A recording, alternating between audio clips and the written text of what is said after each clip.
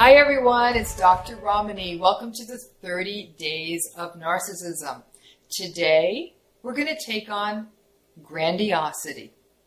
And please keep tuning in so you can get all 30 days. And as always, please subscribe to my channel for all things narcissistic and click the bell button to get notifications about when I post a new video. So let's talk about grandiosity. You know this person. You absolutely already know this one. Hey, everyone, you know what? Nobody does it better than me. Like, yeah, I made my sales quota by the second day of the month. Please, by the halfway, it's like no one else in any territory. And by the end of the month, it's like, dude, why aren't you the CEO? Yeah, I'm going to score myself a new Tesla next month. You know, but before you know it, it's going to be a Lambo in the driveway. You know this person. I mean, by the time they finish talking, you're like, please, waiter, drink.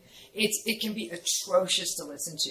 But not all grandiosity is that sort of circus-like kind of performance art grandiosity where the person's raging on and on about how great they are.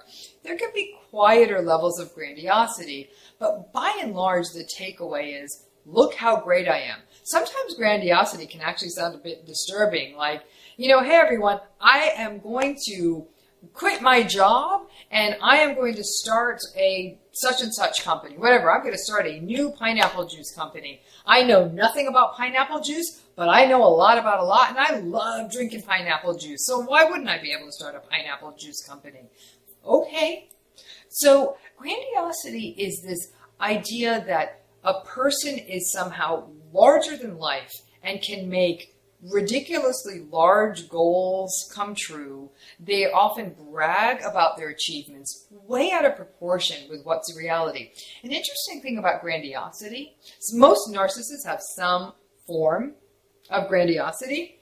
They will talk about goals they have set for themselves, but they haven't actually achieved. But because the goal is so grandiose, like, yeah, well, I'm a freshman in college, but I'm already preparing to get my MD, my PhD, and my JD. And meanwhile, I mean, if you spot them, the T and the E, they probably can't spell the. So they're already talking about this goal as though they're participating in it. So they'll talk about the professional sports contract they're going to get, or the massive promotion they're going to get, or the fact that they have no doubt they'll get a record deal. And so they talk about the future goal, the future vacation, the house they're going to have, the car they're going to drive, as though it's already happening. On the front end, listening to a narcissist be grandiose is a bit like listening to a drunk in a bar. It's entertaining for the first 5 minutes, but then it can get very trying. But obviously, if this is your partner or family member or coworker, it gets exhausting really quickly. Because what grandiosity does is it pulls away from real life. Like when you're trying to pay real bills and do real housework and do a real job, and somebody's yammering on about these unreachable goals or wasting time or even wasting the family's money in doing this, or just won't shut up about the things that are going on in their life and keep talking about them in this really pumped up way, it can get exhausting. And it doesn't just require that this person be doing something really grandiose and exciting, like that they're a movie star or a business leader. They could be doing a whole heck of a lot of nothing and be quite grandiose. There's also an interesting kind of form of covert grandiosity we see in people, particularly when we see covert narcissists. We've talked about covert or vulnerable narcissists before on my YouTube channel. And it's this idea of these people who are sort of more like a sullen, resentful narcissism. Their grandiosity also tends to be sullen and resentful. So instead of saying, it's not like, look how great I am in a cheerful way, it's like, ugh, the world never noticed how smart I was. I guess I was just born 20 years too soon. Because had I been born later on, or had I been born earlier, I'd be running this place. You know, I guess the world just isn't ready for my kind of genius. I can deal with that. And then they retreat to the confines of their mother's basement after making that statement. It's very much that sense that the world let them go by in their greatness and didn't notice it. So this could also be the person who never quite got the recording deal or who never got the professional sports contract, but they still reflect on their glory days as a high school athlete. So again, grandiosity is somebody who almost doesn't live in the real world. And should I stay or should I go? I actually talked about it as the idea that a 6-year-old boy tying a towel around his neck and running around and saying he's Superman is really sweet and it's developmentally appropriate. A 36-year-old man tying a towel around his neck and running around and saying he's Superman is very sad. And grandiosity is a defense. It's a way a child in some ways protects himself from the world and the idea that they're not actually Superman. And they grow into the realization, oh, I'm not Superman and that's okay. The narcissist never gets that.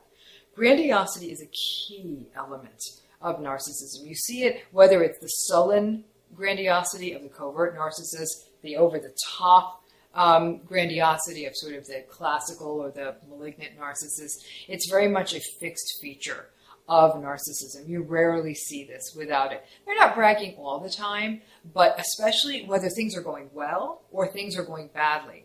It'll always come back to this grandiose theme of look how great I am, or the world doesn't recognize how great I am. It's exhausting, it's a bit tiresome, and while it can be entertaining from time to time, in a pretty short order, whether it's your parent, your partner, or your friend, you're going to find yourself rolling your eyes. If you have a boss who's grandiose and narcissistic, it can actually be frustrating because that boss will be focusing too much on like, let's be the top ranked company and let's get a new headquarters. And meanwhile, you're thinking like, oh my gosh, this business is hemorrhaging money or we're not doing what we said we would do. So you're looking at the stuff of the business and your grandiose boss is very busy planning and wasting money on a parade. So grandiosity takes a toll on all of us. Even when it's entertaining, step away gently because it never ends well. Thanks so much for tuning in. Please keep tuning in for more of the 30 Days of Narcissism, and please subscribe to this channel for more of this content. Thanks again. See you soon. Thanks for tuning into that video. And for more information about narcissism, probably more than you want in one place, I'm really proud to announce that I have a new book that's coming out. And you can already pre-order it on Amazon. You can get the link here. It's called Don't You Know Who I Am? How to Stay Sane in an Era of Narcissism, Entitlement, and Incivility. It's really your one-stop guidebook, your one-stop survival guide to staying sane in an era of social media toxicity, people being rude everywhere from yogurt shops to soccer fields to airplanes to the person in the cubicle next to you. Look for it. It'll give you everything you need to know about how to survive in our new narcissistic landscape. Thanks so much.